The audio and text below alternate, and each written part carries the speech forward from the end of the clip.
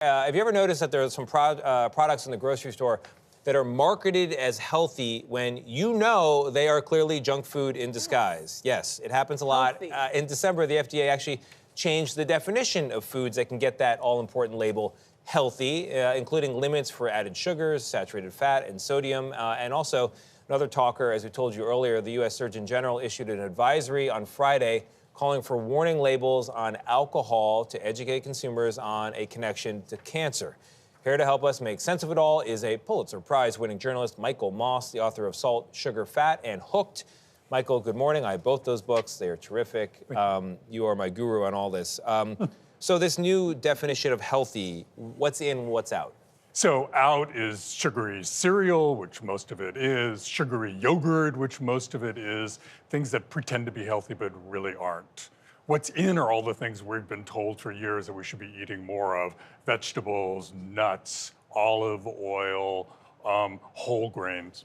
Eggs are now in the healthy category? Yeah, I think eggs are in the healthy category, yes. So how's the food industry taking the redefining?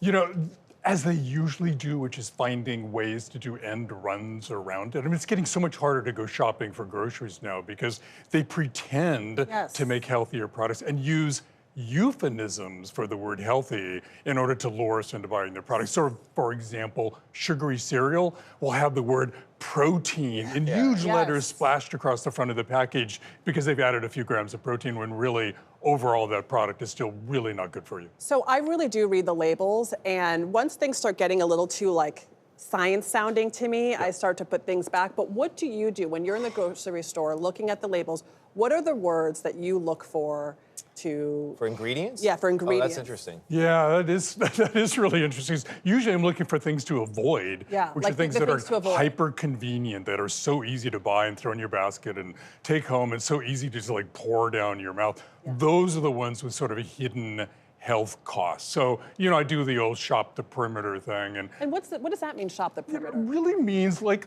load up on whole grains, on produce, vegetables and fruits, you know, meat if you're a meat eater, and avoid and be really wary of the middle part of the store where so much of the products have added sugar. Oh, like where they have all. It's true. When you walk in the grocery store, usually if you walk in, you go left, it's like all fruits and veggies and stuff, and then there's meat back here, and then fish, and then dairy, and then cheese, and that's the perimeter. That is how a lot of them are. I don't know why that is, but that's... Well, if you're shopping with kids, they're yanking on you, to go to that middle part of the store because of the sugar. Totally. Brutal. But when things say like no added sugar, should we believe that you should buy it, or are there certain words that they use to is there a way to disguise the sugar? Well, right. The really tricky one is less sugar, right? Because, okay, it's got less sugar, but it still has large amounts. I'm a little weary of artificial sweeteners because they can trick your brain into thinking you're getting sugar and cause some sort of chaos. And is that when you see corn syrup? That's...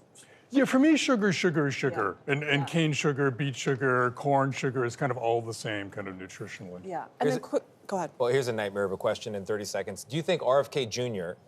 Will be able to, if confirmed, reshape the American diet? I think he's kind of in the wrong spot because the USDA and not the FDA has so much control over the industry in terms of its ability to create sort of cheap, not good for us processed food. And that's really where the government could put some effort into helping us change our diets.